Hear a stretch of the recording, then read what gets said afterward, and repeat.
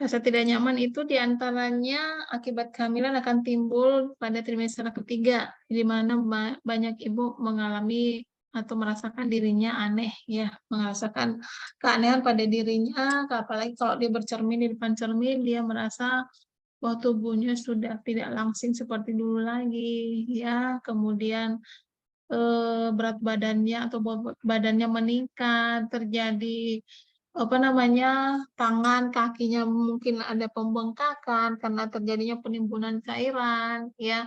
Lalu kemudian ada juga perempuan atau ibu yang sudah mulai merasakan kesedihan karena merasa akan berpisah dengan bayinya, sebentar lagi dia akan melahirkan, dia tidak bisa lagi mengelus perutnya, merasakan tendangan bayinya, ya jadi bermacam-macam, ya.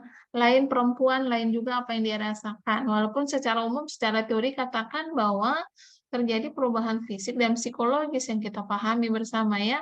Tetapi bagaimana seorang perempuan menanggapi dari masing-masing perubahan itu tentunya berbeda. Ya, karena kan kita ketahui manusia itu makhluk yang unik gitu ya. Tidak ada satupun makhluk manusia itu sama. Dia saudara kembar sekalipun yang kita ketahui ya. Tidak ada yang sama cara berpikirnya, merasa, dan lain sebagainya. Oleh karena perubahan inilah, maka seorang ibu itu memerlukan perhatian yang khusus, ya, perhatian yang khusus, ada dukungan dari suami, keluarga, dan bidan, termasuk di dalamnya, ya. Maka ini sebuah teori atau klise saja, ya.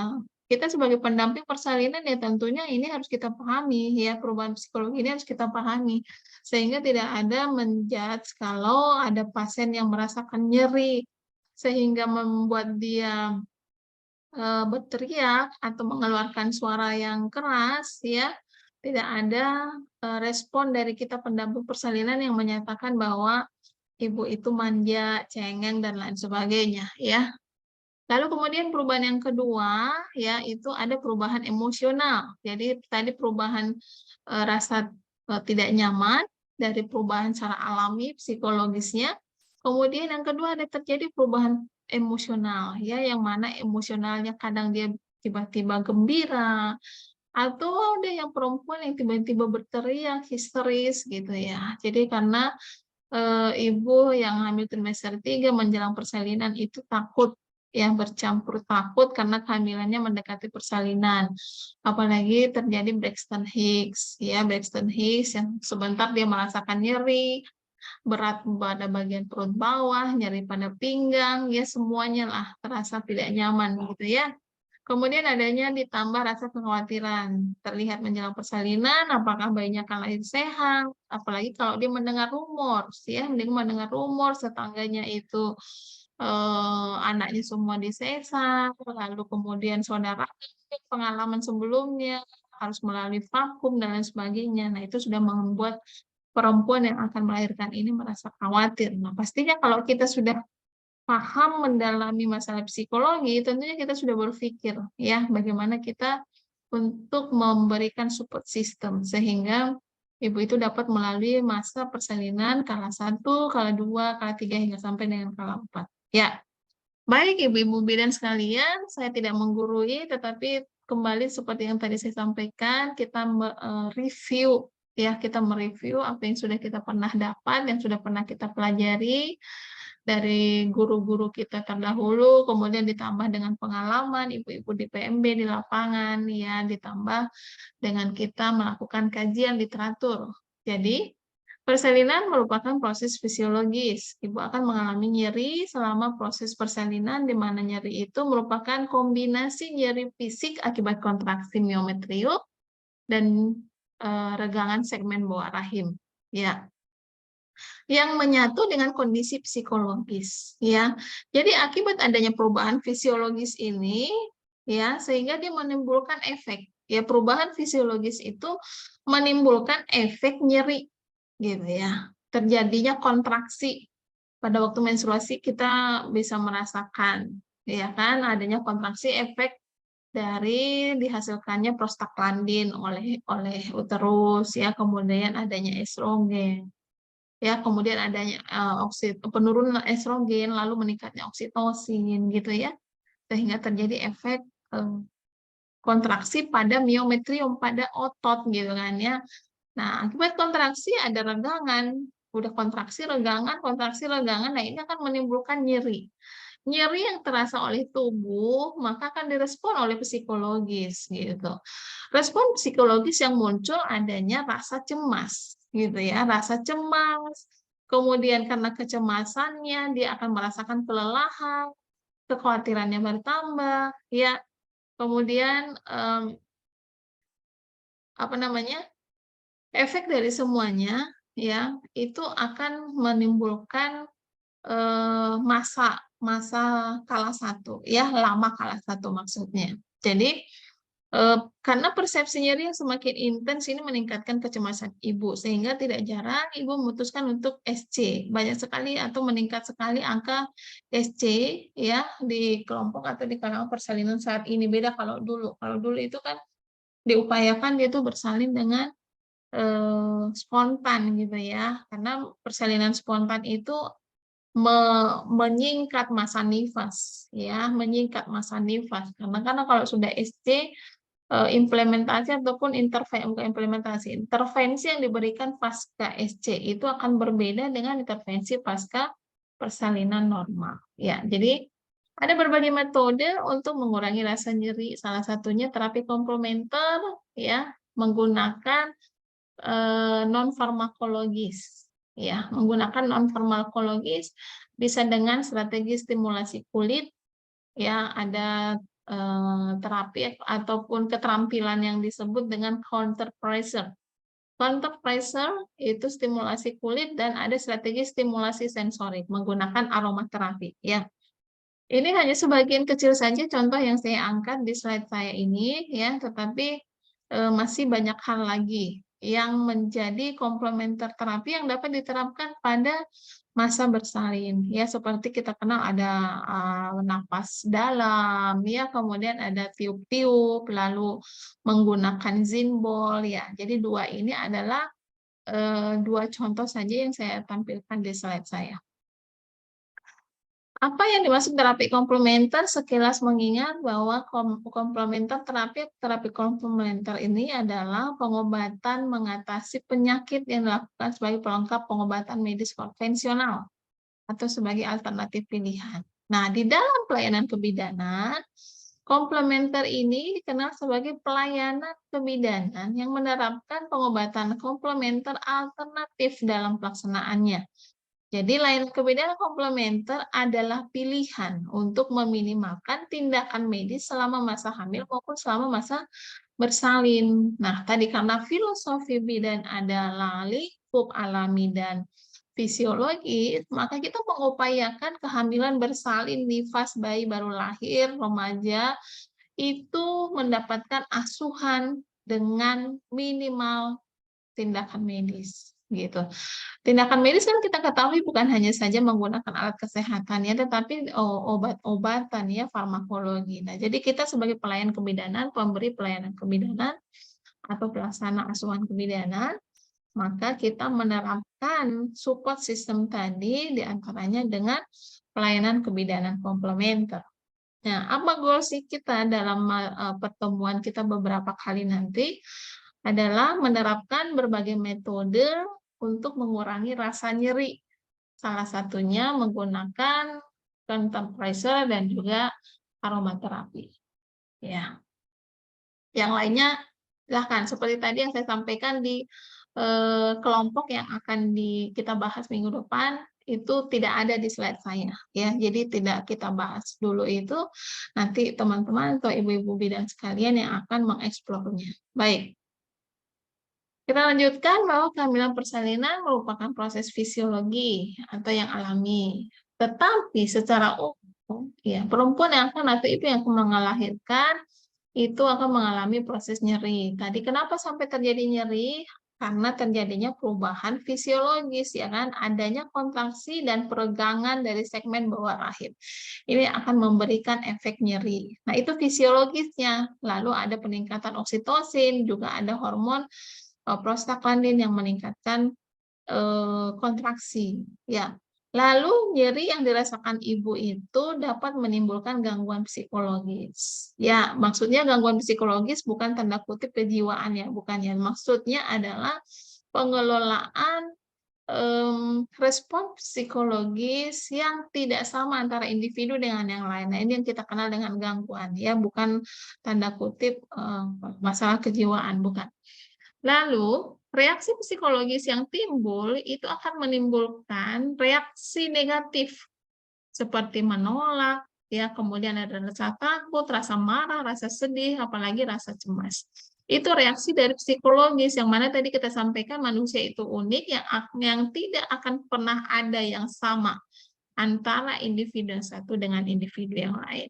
Ya, jadi kalau bisa saya gambarkan bahwa terjadinya stres psikologis dan nyeri persalinan itu tuh sejalan.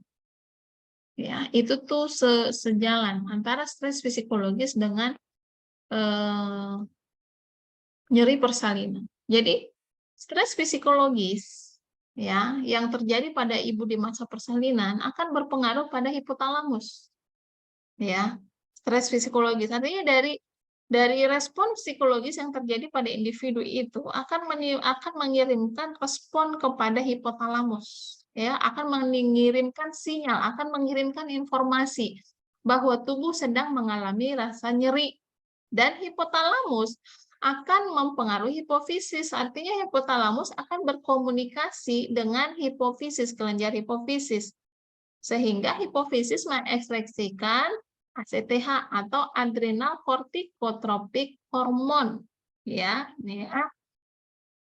atas instruksi dari hipotalamus, ya, yang mana saraf atau respon tubuh terhadap hipotalamus yang menyampaikan informasi bahwa tubuh sedang mengalami nyeri, sedang merasakan nyeri, dan hipofisis memerintahkan hipotalamus memerintahkan hipofisis untuk menghasilkan yang kita kenal dengan ACTH.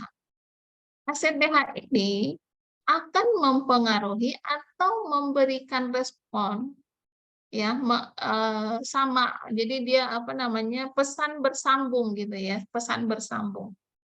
Si adrenal hormon ACTH, adrenal corticotropic hormone ini ya akan dirangsang atau akan direspon oleh kelenjar adrenal yang ada di ginjal ya, yang ada di ginjal. Makanya kita cegah stres yang tinggi, memelihara kesehatan ginjal salah satunya. Direspon oleh kelenjar si hormon yang tinggi tadi dihasilkan dalam darah, direspon oleh kelenjar adrenal, sehingga kelenjar adrenalnya pun tidak diam, dia menghasilkan lagi yang namanya kortisol. Ya, si kelenjar adrenal itu menghasilkan kortisol. Nah, kita ketahui kalau kortisol ini kan hormon stres ya. Nah, dihasilkannya kortisol maka akan meningkatkan atau akan menimbulkan terjadinya stres psikologis. Ya. Jadi dia kalau saya gambarkan ini adalah satu kondisi yang circle ya, circle. Jadi karena adanya stres psikologis maka itu disambut oleh kelenjar adrenal, dihasilkanlah hormon stres. Tetapi sudah melalui proses dari pengiriman informasi ke hipotalamus atau sistem saraf pusat ya, hipotalamus atau sistem saraf pusat yang menginstruksikan hipofisis menghasilkan ACTH. Ya, dihasilkanlah kortisol oleh kelenjar adrenal sehingga terjadi sensasi nyeri yang meningkat.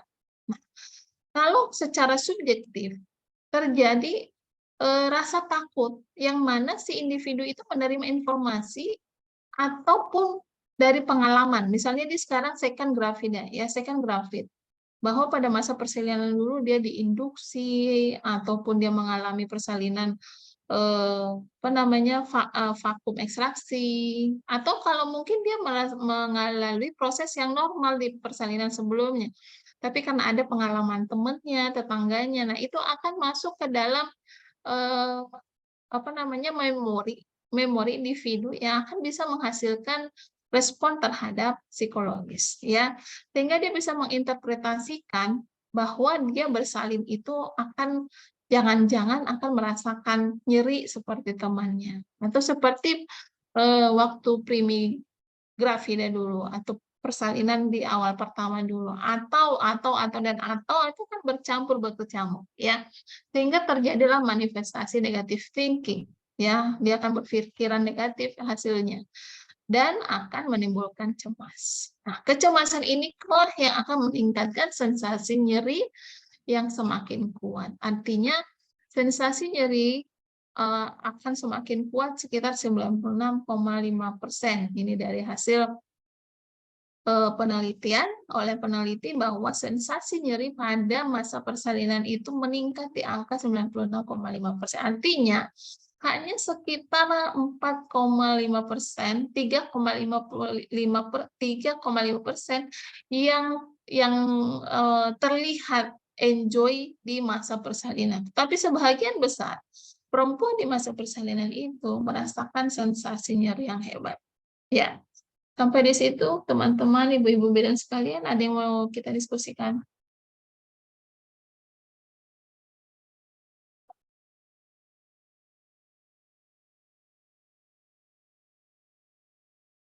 Halo Bu. Ya Bu, belum ada Bu. Oke, masih menyimak ya, baik. Saya hanya Masih memastikan Bu. ibu-ibu ada di sana. Dan tolong interupsi kalau misalnya ada yang di klarifikasi. Baik.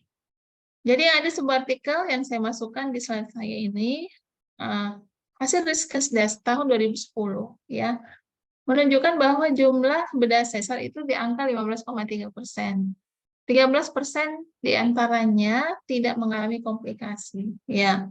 Namun ada studi di Jordania melaporkan 92% parturian atau pasien yang ada di masa persalinan mengalami pengalaman buruk terhadap persalinan. Ya, di antaranya karena 66% ini merasa takut dan 78% merasakan nyeri. Ya, ini dua kondisi yang saling terkait. Ya, saling terkait. Artinya rasa takut ini akan meningkatkan efek nyeri tadi di slide sebelumnya ya, dan sebaliknya nyeri yang berketerusan yang dirasakan akan terus meningkatkan rasa takut ya, jadi saling terkait dianya.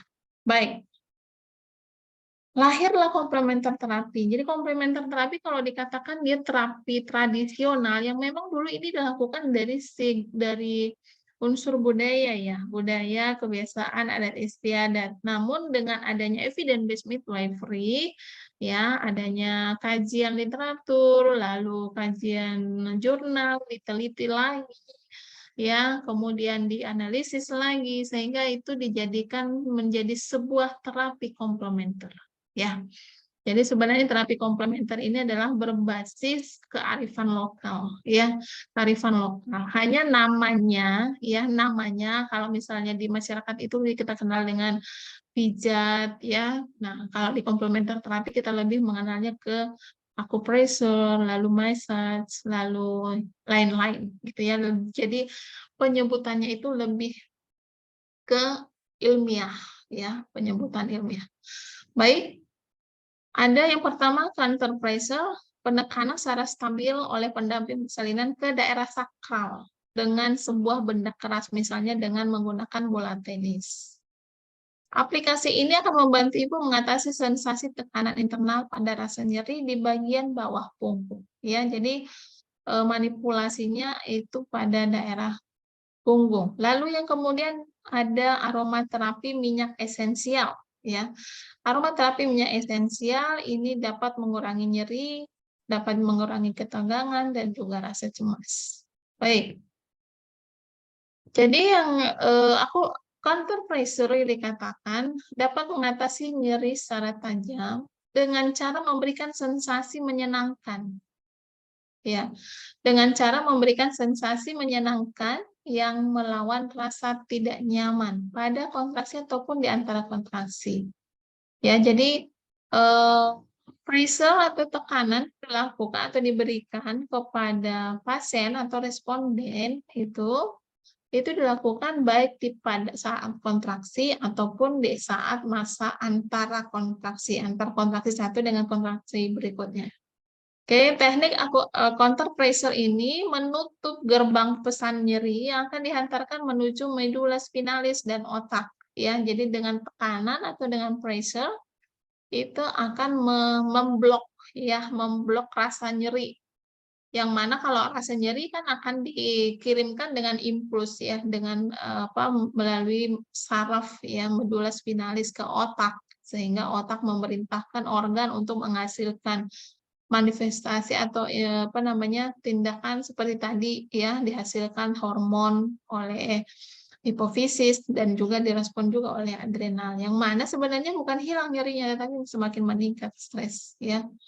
Lalu tekanan yang kuat yang diberikan pada saat teknik counter pressure dapat mengaktifkan senyawa endorfin ya. Endorfin kita ketahui ini adalah hormon bahagia yang berada di sinaps sel-sel tulang belakang, yang sel-sel saraf tulang belakang dan juga saraf otak, sehingga transmisi dari pesan nyeri itu dapat dihambat dengan menyebabkan penurunan intensitas nyeri. Jadi rasa nyaman yang diberikan kepada individu atau pada perempuan yang merasakan kontraksi tadi ya akan mengirimkan respon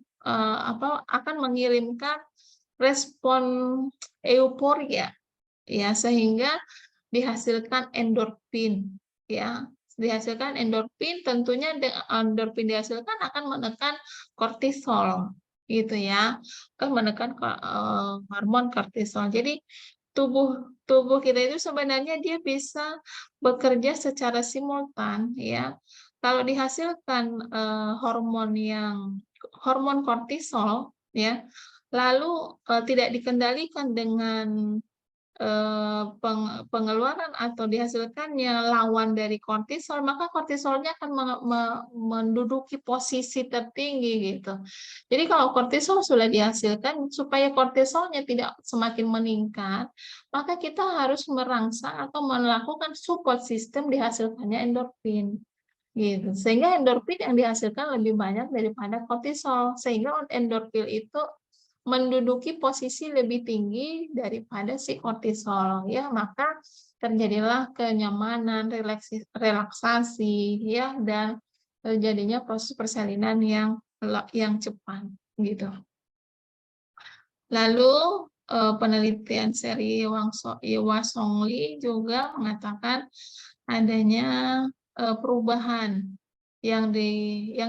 perubahan respon nyeri ya, perubahan respon nyeri yang terjadi atau yang dialami sebelum dilakukannya massage counter pressure dan juga sesudah massage counter pressure.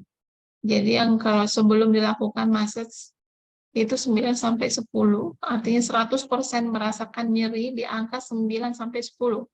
Seluruh responden itu di angka 9-10. Nah, tetapi setelah dilakukannya intervensi atau perlakuan counter pressure, nyerinya itu menurun. Nyerinya menurun sebanyak 13 responden menjadi 86,7%. Gitu. Ya, juga peneliti lainnya mengatakan hal yang sama ya. Ada yang melakukan penelitian membandingkan kompres hangat dengan counter pressure.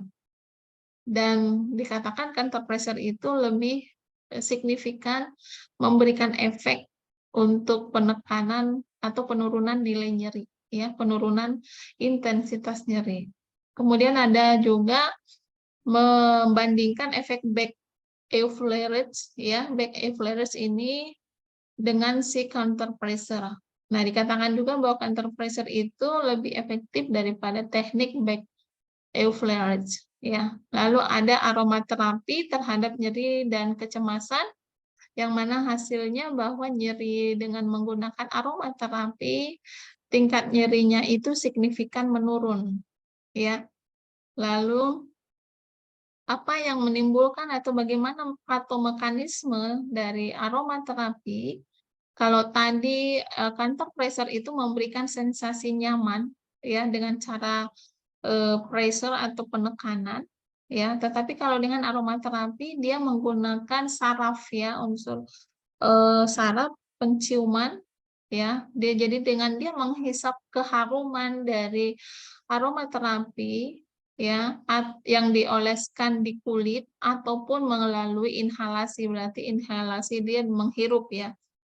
Jadi aromaterapi ini dapat diberikan dengan metode inhalasi ataupun dengan metode dioles pada kulit. Nah, penghisapan harum aromaterapi melalui hidung dapat menyebabkan perubahan psikologi dan fisiologis. Jadi, kalau kita menghirup sesuatu, ya kan, menggunakan indera hidung atau indera pembau, maka saraf akan mengirimkan pesan kepada otak, ya, sehingga dihasilkan hormon bahagia. Artinya ada efek senang dari aromaterapi yang kita cium tadi, ya. Lalu meningkatkan gelombang alfa dalam otak, dan gelombang inilah yang dapat membantu menciptakan relaksasi. Jadi efektivitas pemberian aromaterapi lavender, ini juga ada penelitian pada kelas 1 persalinan, memberikan efek tekanan darah sistolik sebelum dan sesudah itu terjadi perubahan menggunakan aromaterapi lavender.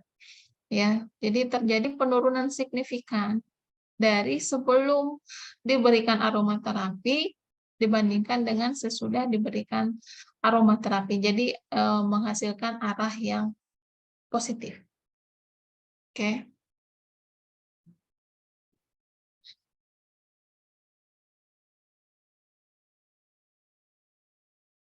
Baik. Zoom-nya less than 1 minute. Ya, mungkin akan keluar lagi. Tapi oke, kita berproses saja. Kemudian ada efektivitas pemberian rose efflorescens, ya, menggunakan bunga mawar. Ya, menggunakan bunga mawar. Nah, ini juga menurunkan intensitas nyeri di kala 1 fase aktif. Tentunya pada persalinan normal, ya, primigenidia. Rose efflorescens ini membantu menurunkan intensitas nyeri dengan menggabungkan manfaat dari rose essential oil dengan teknik pemijatan